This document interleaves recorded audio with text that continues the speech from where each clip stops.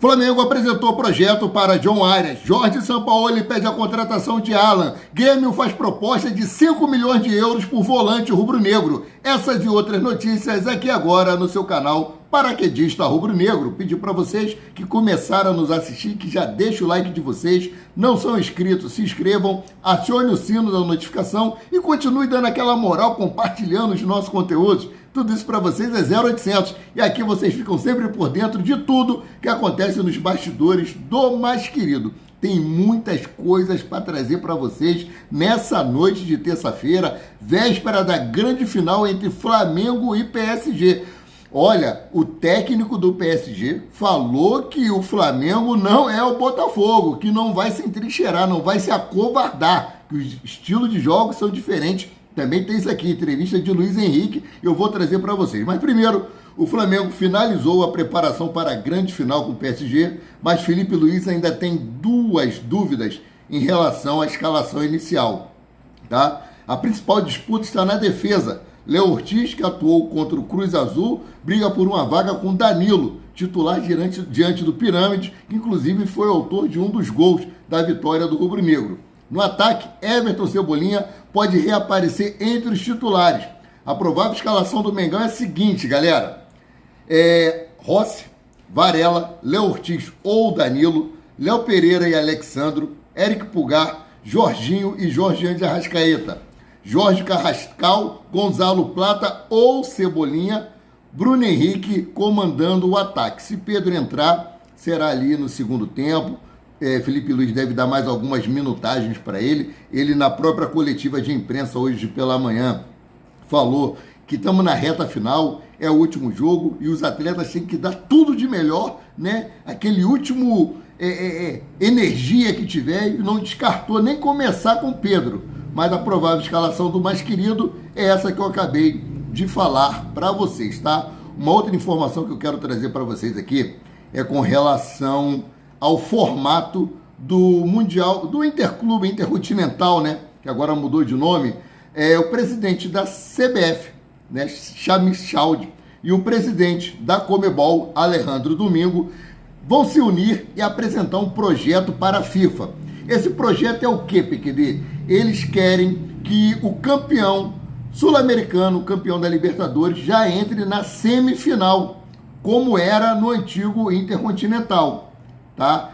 Para que os clubes possam se organizar mais, que os torcedores possam se organizar, para que não haja esse fiasco que é ruim para a FIFA, né? Tudo feito assim às pressas. O clube chega lá para disputar 3 jogos para pegar um time que já está descansado na final, que é o campeão europeu.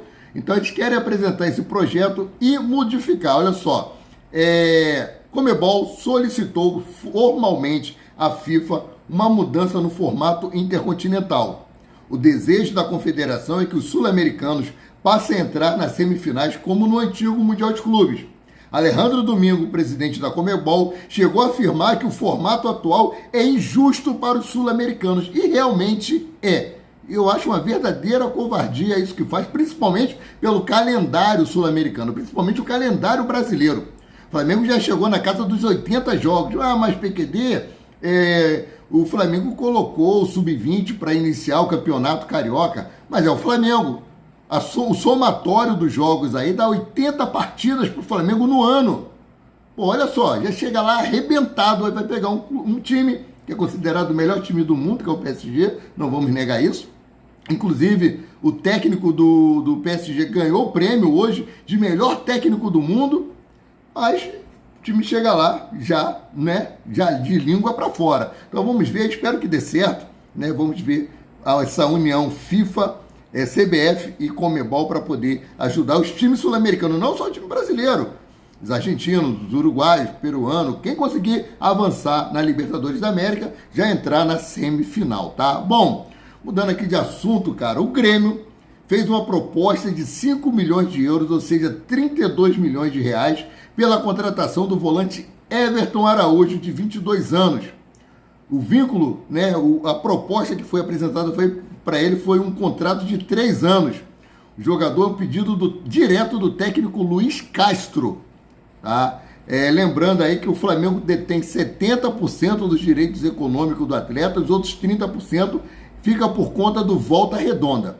Eu acho esse valor irrisório para o jogador que é o Everton Araújo. Tem apenas 22 anos, ainda pode ajudar muito ao Flamengo. Às vezes que ele foi acionado, né, oscilou um pouquinho, mas na maioria das vezes foi muito bem. Tem a confiança do técnico Felipe Luiz. E eu quero a opinião de vocês. O Flamengo deve abrir mão de Everton Araújo por 32 milhões de reais, 5 milhões de euros? Deixa o comentário de vocês abaixo, o comentário de vocês é muito importante. Mudando aqui um pouquinho o assunto, às vésperas da final da Copa Intercontinental contra o Flamengo, PSG foi condenado a pagar 390 milhões a Mbappé por salários atrasados, bônus e férias. A justiça não reconheceu o acordo verbal feito pelo PSG, aquilo que eu falo sempre para vocês. O que vale é o que está escrito, meu irmão. Não tem esse negócio de boca. O que vale é o que está escrito, é o que está no papel. Eu aprendi isso na época do quartel e levo isso comigo até hoje, tá? Mudando aqui de assunto, né? Em entrevista ao jornal espanhol AS, Saúl Ñíguez se derrete pela torcida do Flamengo e provoca ex-rival. Diz que o Flamengo é maior do que o Real Madrid. O Real Madrid pode esperar uma hora, sua hora vai chegar. Ele diz o seguinte aqui, abre aspas, o Flamengo é mais que o Real Madrid. Na verdade, o Real Madrid não tem torcida. O Real Madrid é famoso, sim, por tudo que ganhou, por ser conhecido no mundo todo. Por isso, tem seguidores, mas você vai ao estádio e não sente nada. Por outro lado, você vai ao Maracanã, está sempre cheio. Fora de casa, está sempre lotado de torcedores do Flamengo. Jogamos contra o Sport Recife e trocaram de estádio para receber a nossa torcida. Estou falando de um voo de 3 horas e meia em relação ao Rio de Janeiro. Você vai a Lima e a nossa torcida lota, e a do Palmeiras não. Aí você diz, isso sim é uma torcida grande, fecha aspas, disse Saúl Ñíguez. Parabéns para a nossa torcida, que é espetacular. E ele continua aqui, abre aspas, é pouco dizer que o Flamengo é o clube gigante, como entidade, é um monstro por infraestrutura, mas o que mais me surpreendeu foi a torcida, é a maior do mundo. Tive uma conexão desde o primeiro dia e espero dar ainda mais alegria no ano que vem. Você vai ao Maracanã e está sempre cheio, você pensa, isso sim é um grande clube. Ah, rapaz, parabéns à nação rubro-negra, né? Eu faço parte dessa nação, só que eu não tenho ido aos estádios.